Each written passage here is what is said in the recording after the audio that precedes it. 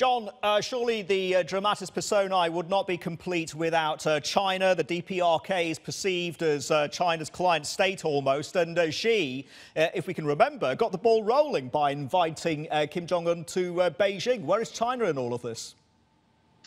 I think China is first and foremost keen on trying to promote this idea of peace and prosperity in the Korean Peninsula. China was very concerned about the elevated risks of escalation of military action last year. China put forward this idea of the two freezes, the simultaneous freezes. North Korea would freeze their ballistic missile and nuclear testing. In return, the United States and South Korea would freeze their military exercises. In many respects, that's what we're seeing right now. And so I think from the Chinese perspective, it's important to have this stable environment for China to move forward with economic development projects and the broader idea of moving forward with its game plan. So I think China has been very consistent in that approach.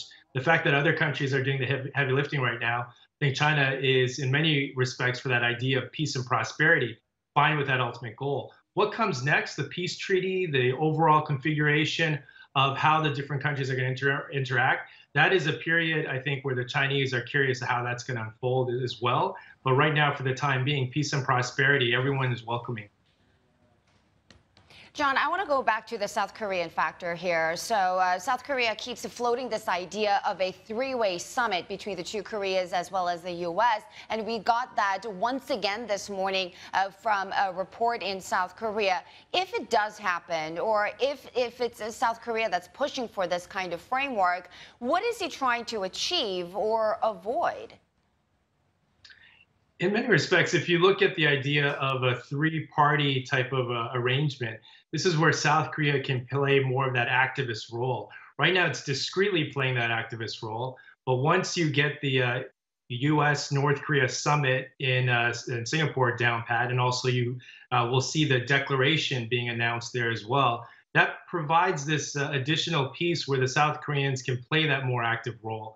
And the main upside to that is that they're able to preempt any types of rifts or try to mitigate those rifts. The downside of that is that, South Korea continues to take on a lot of the political risk here.